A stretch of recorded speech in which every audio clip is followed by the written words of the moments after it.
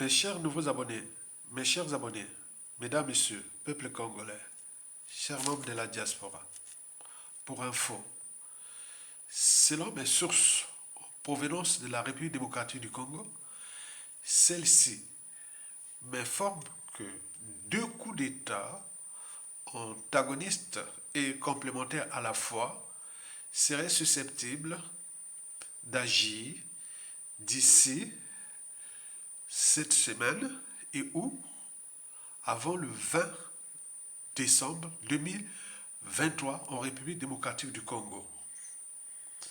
Selon la même source, une réunion secrète serait tenue la semaine dernière entre le général Franck Numba pour Madame Denise Nyakou et le chef d'état-major de la garde républicaine de Félix Tshisekedi pour un éventuel putsch du palais.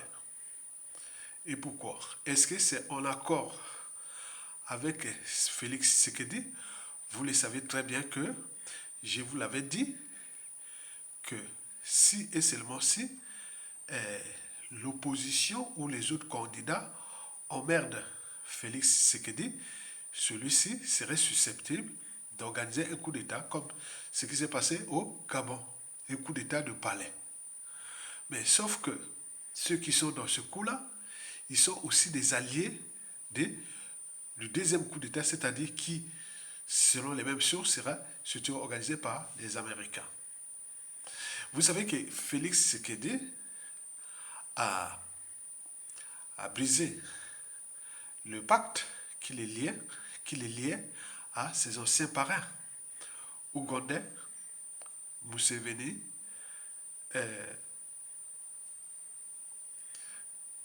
Paul Kagame du Rwanda et Joseph Kabila de la République démocratique du Congo. Il a essayé un peu de chercher la réconciliation avec Joseph Kabila, peine perdue. Mais il me semble que dernièrement, il s'est clairement positionné vers le sud global. Le sud global est représenté par qui? Par la Chine et la Russie, quelque part, qui sont en guerre contre l'Occident. Pas la guerre, mais ce sont des rapports de force. Bon, or, vous savez que la République démocratique du Congo est la vache à lait des matières premières indispensables aux technologies civiles, militaires et aérospatiales. Et chaque camp cherche à placer ses pions pour le contrôle de ces matières premières. Mais il me semble que le divorce est déjà presque consommé entre Félix Tshisekedi et ses anciens parrains occidentaux, dont les Américains et les Européens. N'oublions pas la force Afrique à travers la compromission à l'africaine chère à l'ancien ministre des Affaires étrangères du président Emmanuel Macron, président de la France Afrique, qu'on appelait Jean-Yves Le Drian, qui est le parrain aussi de Denis Sassou Nguesso, qui est d'ailleurs dans le coup de cette affaire-là qui se passe là. Donc, Félix Tshisekedi se retrouve quelque part isolé. Il a quelque part deux alternatives. Est-ce que c'est un coup d'État de palais pour se dire, ah tiens, à défaut d'une transition politique de 2 ans, ce qu'il souhaite faire.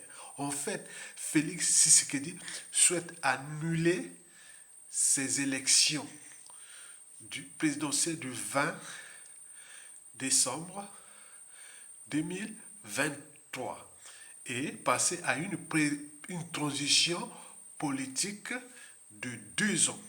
Ce que les autres candidats souhaitent seulement que on annule bien sûr ces élections, mais la solution de la transition politique de 2 ans sous le contrôle de Félix Tshisekedi, là, certainement pas. Et donc là, on envisage un deuxième coup d'État. Et celui-ci sera, celui qui serait de l'encoup, ce seraient les Américains. Et donc nous suivons ça. Donc il y a un coup d'État de palais qui est là, où c'est pour faire comme on a fait au Lingingema, entre Lingingema et Ali Bongo. Peut-être c'est celui qui va faire le coup d'État il va dire, oh, Félix Tshisekedi, bon, voilà, on te laisse tranquille. Et bon, nous, on agit. Ou si c'est le coup d'État qui va servir euh, les parrains déjà des candidats déjà identifiés qui sont Moïse Katumbi, Denis Mukwege et Martin Fayulu, qui ont choisi clairement, se sont positionnés, sont dans leur camp, qui est le camp occidental. Et donc vous avez une guerre qui se passe entre le Sud global, représenté par Félix Tshisekedi, et l'Occident, qui est représenté par les candidats Martin Fayulu, Denis Mukwege et Moïse Katumbi. Et donc là, il y a quelque chose qui risque d'être problématique. Donc, les perspectives que je vois là, c'est ces deux coups d'État-là qui sont déjà en cours. C'est déjà dans les laboratoires, ils sont déjà là à tout instant. C'est-à-dire cette semaine, dès ce lundi, 27 novembre 2023, jusqu'au 20 décembre 2023, il risque d'avoir des troubles, quelque chose qui risque de se passer en RDC. C'est-à-dire un coup d'état de palais, mais pour qui? Pour le compte de Félix Tshisekedi, pour se dire où la transition et pour qui, et où le coup d'état américain, avec la coopération de ses opposants. On parle même de risque d'assassinat parce qu'on nous signale que Félix Tshisekedi aurait eu un AVC. Vous imaginez qu'il surveille maintenant sa sécurité comme on surveille le lait sur le feu. Donc le divorce là est déjà consommé en fait. Vous trouverez tout de la mafia sauf la sortie. Et donc là, il avait signé ces accords-là de 2018, mais il a rompu le pacte et les autres cherchent à soit qu'il arrête là, à défaut, s'il force, il peut soit perdre sa vie ou un coup de temps. Et donc, ce qui risque d'arriver. Donc, le chaos est susceptible d'agir à tout instant. C'est pour cela que j'en appelle aussi vous, peuple congolais de Brazzaville, qui dans les deux cas, coup d'état de palais ou américain, ça ne va pas nous arranger. Donc ça va renforcer le pouvoir de Sassou Nguesso et en même temps lui préparer la succession et qui sera défavorable à nous. Et donc c'est à nous de prendre notre responsabilité au regard du dérèglement politique et militaire dans le nord et dans la Kivette, au regard des contentieux historiques dans le sud. Et que si les Occidentaux, après avoir évincé Félix Tshisekedi, il cherchera à placer un autre pion en République du Congo, étant donné que Sassou Nguesso est déjà avarié et essuyé, mais c'est nous qui il va le placer où? Quel nordiste, quel Congolais va-t-il accepter ce boulot-là au regard de tous ces contentieux et de la situation socio-politique chaotique? Donc nous, cette affaire-là qui se passe en République démocratique du Congo risque d'avoir des impacts d'ici la fin de l'année chez nous au Congo. C'est pour cela que j'en appelle ici, vous Congolais, de la République démocratique du Congo, donc prendre conscience des risques qui risquent de créer des chaos dans votre pays, mais gérer ça avec stratégie et autres. Mais quant à nous, peuple congolais, c'est nous-mêmes qui devons prendre notre responsabilité de peuple. Que l'œuf, quand il est brisé de l'extérieur, la vie s'arrête. On en a vu en 1997. Et l'omelette fut consommé jusqu'à nos jours. Maintenant, l'œuf là, aujourd'hui là, maintenant il doit être brisé de l'intérieur. Et donc nous devons s'affranchir du clan Sassou Nguesso, des Mboshi là, de tous ces mondes-là, sauf ceux qui veulent rejoindre le peuple, passer le peuple à les derniers mots et les derniers jugements. Donc je m'appelle à toutes les instances stratégiques, patriotiques et autres, nous n'avions plus qu'une alternative. Chasser ce régime-là, soit par la rue. Si on ne prend pas la rue, parce que Sassou, dans l'imaginaire que nous avions de ce gars, on croit qu'il va nous massacrer alors que chaque année, on en meurt 30 000. Est-ce que Sassou peut massacrer 30 000 Congolais dans la rue? Donc restez serein et cherchons les stratégies. Au moment où il y a trouble là-bas, nous mettons dans la rue et nous appelons les militaires de toutes les tribus, sauf les Mboshi, parce qu'ils n'ont pas pris les responsabilités historiques. On est là. Ils n'ont pas pris les responsabilités historiques depuis 2015, puisque la formation, l'encadrement, le haut commandement militaire, le renseignement militaire et le pouvoir sont aux mains des Mboshi. Mais ils n'ont pas pris les responsabilités historiques. Donc nous cherchons le moyen, au moment qu'il peut arriver quelque chose, nous appelons tous les militaires de toutes les tribus du Congo, sauf les Mboshi. Quoique, il peut y avoir ceux embauchés qui peuvent rejoindre le peuple. Vous voyez que dans les manifestations, beaucoup on appelle à la vengeance. On appelle à beaucoup de choses lorsque la coupe est pleine. Ils ont fait leur jeu.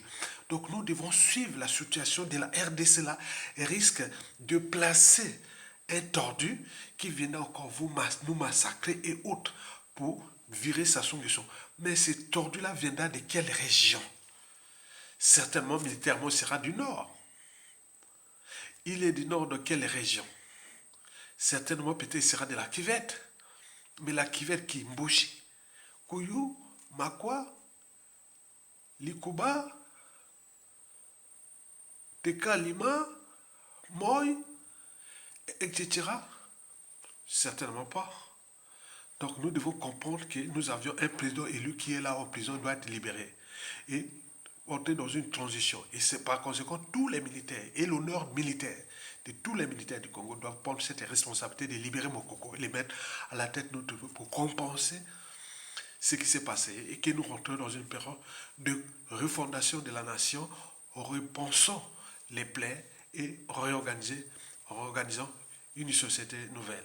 Donc là-bas, tout ce qui se passe là en RDC là, va avoir des impacts géopolitiques chez nous. Parce que le chaos est déjà prévisible. Les Félix Tshisekedi ne vont pas lâcher. Et ils cherchent un coup d'état de parler entre eux pour s'arranger. Peut-être il y a aussi les ennemis de Félix Tshisekedi sont dans le coup. Mais les Balouba et tout ça, ils ne souhaitent pas lâcher. Et donc il y a risque d'affrontement direct. Et ces impacts auront tout dans la sous-région.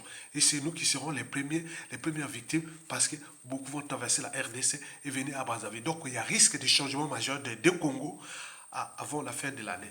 Donc préparons-nous à s'affranchir du joug du despote de Sassou Nguesso. La peur envers lui est imaginaire. Sassou ne pourra plus tuer. Et pensez maintenant à appeler dans la convergence de lui, appeler tous les militaires des autres tribus.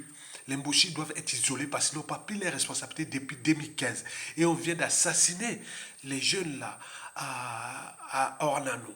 Et ils prennent des mesures répressives pour interdire les Congolais de nourrir la mémoire, l'âme de ces victimes-là. Vous voyez comment ils sont aux abois. Les gens ne peuvent plus manifester. Même pour nos victimes, pour nos disparus, et même pour quoi. Donc ils sont aux abois. Et ça, ce n'est pas de bonnes nouvelles pour eux et pour leurs donneurs d'ordre et autres qui cherchent à changer de paradigme et placer encore un autre pion dans notre pays. Est-ce que cela va arriver au regard des dérèglements politiques et militaires dans le Nord, au regard des prisonniers politiques dont le général Mokoko, le ministre Ondé Okomi-Saïssa, au regard des tensions en cours, du chaos haute. Donc nous sommes dans la bonne voie. Tokolonga, on va gagner. Donc restez déterminés, restez soudés, soutenez les résistants.